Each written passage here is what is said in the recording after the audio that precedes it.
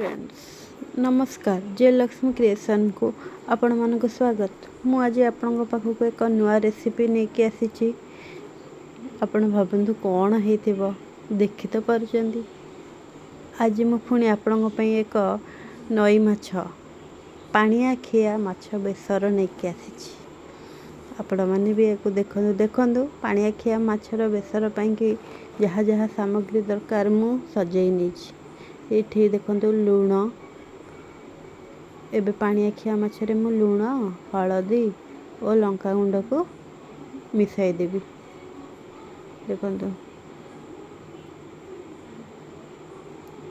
मु भल भाव गोलाई नौची माछरे लुण हलदी गोले की मैरिनेट करके रखिदबा। देखो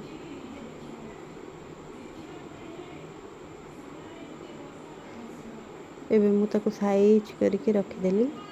एबे मसला प्रस्तुत करवा। आमे पानिया खिया माछ पई कि सोरिष रसुण कंचा लंका दुईटी रसुण राग तो आमे कम खाऊ आपण राग अधिक लंका दे परिवे। रसुण एवं जीरा दे आमे बाटी दबा। हे देखो बाटणटी यही भाया हवा दरकार। एबे आमक कड़ाई रे सोरिष तेल पकाइबा। सोरिष तेल टिके गरम हो आसिले देखो तेल टी ताती आसला। देखो केमती बांफ बाहर तेल तातिला बोली आमे जानिबा। एबे आमे सेतिरे पकई दबा आगुरु गोलाई रखिथिबा लुण हलदीर माछ। एबे से माछटी को आमे भल कि भाजी नबा। देखंतु एबे मु एको भल भावे भाजी नेली।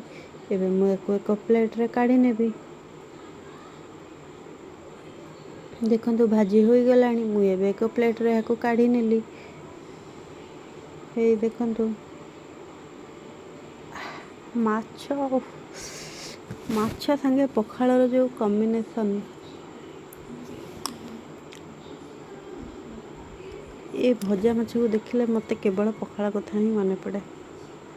हो छाड़ू आम तो आज बेसर बनाऊे। बेसर संगे गरम भात भी जमी जीव। देखो एबे मु आलू भाजी नेबी कारण मु आलू पकाउची तरकारी रे। देखो एबे आलू को मु नाली नाली भावे भाजी नेबी।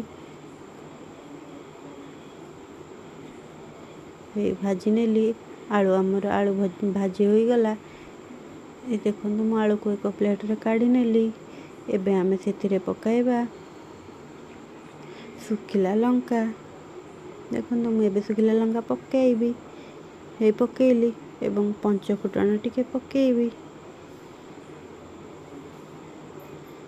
पंच फुटण टिके फुटी आसिले आमे से हे पंच फुटण पकाइली। पंच फुटण आमर टिके फुटी आसिला। देखंतु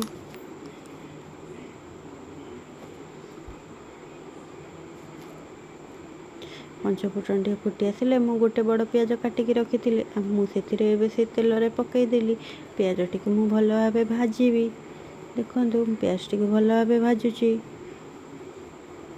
पियाज टिके भाजी होई आसिले मु सेतिरे पकाई देली टमाटो। हेटी गोटे बड़ टमाटोटे नहींची कारण बेसर माछ माने टिके खट्टा टिके मिठा न लागिले स्वाद आसीबनी। देखंतु मु एबे टमाटो गोटे को से पियाज संगे भल भाबे भाजी नौची। एबे मु सेतिरे देखंतु पियाज टिको टमाटो संगे पियाज को भल भाबे कसी नेबी। देखंतु मु कसी नेली। एबे मु सेतिरे बाटिकी रखिथिबा सोरिष को पकाई देली।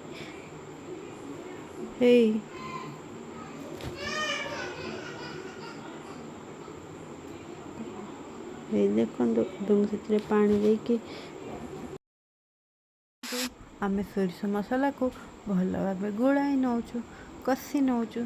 सोरिष मसला टिके कसी होई आसिले आमे सेतिरे पकाइबु हलदी गुंड लंका गुंड। हे देखंतु पकाइबे बे लंका गुंड हलदी गुंड एवं लुण। देखंतु मु एबे सब ता धरे पकाई देली। ଏବେ ଆମେ ଏହାକୁ ଭଲ ଭାବେ ଗୋଳାଇ ନେବା। ଏଇଠି ଲୁଣ ସ୍ୱାଦ ଅନୁଯାୟୀ ପକାଇବେ। ଆପଣମାନେ ଲୁଣ ସ୍ୱାଦ ଅନୁଯାୟୀ ପକାଇବେ।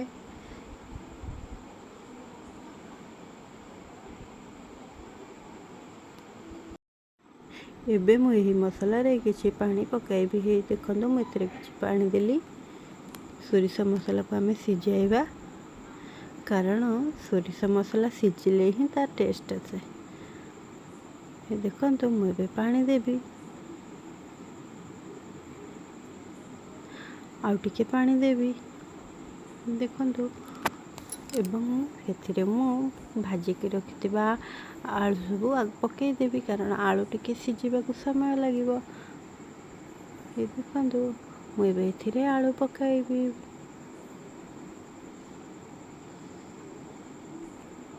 ପକାଇଲି, ଦେଖନ୍ତୁ ଏବେ ଆଳୁକୁ ଆମେ ଟିକେ ସିଝିବା ପାଇଁକି ଛାଡ଼ିଦେବା ଏବଂ କରେଇକି ଘୋଡ଼ାଇ ନେବା। ଘୋଡ଼ାଇ ଦେଲେ ଆଳୁଟି ଶୀଘ୍ର ସିଝିଯିବ। ସିଝିଗଲା ପରେ ଆମେ ରଖିଥିବା ଭଜା ପାଣି ଆଖିଆ ମାଛକୁ ଏବେ ସେହି ତରକାରୀରେ ପକାଇବା। ଦେଖନ୍ତୁ ମୁଁ ମାଛ ଗୁଡ଼ିକ ପକାଉଛି। ତରକାରୀ କିପରି ଫୁଟୁଛି ଦେଖନ୍ତୁ। ମୁଁ ମାଛ ଗୁଡ଼ିକ ପକାଇ ଦେଲି।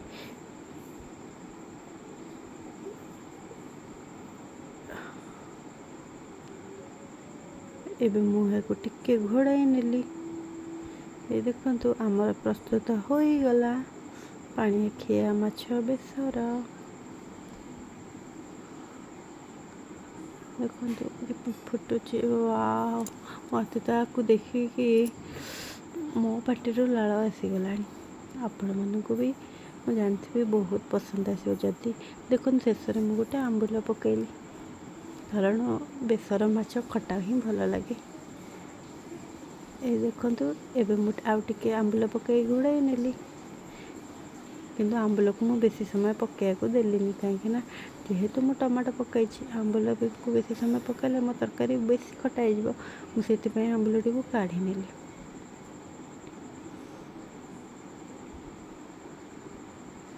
ଦେଖନ୍ତୁ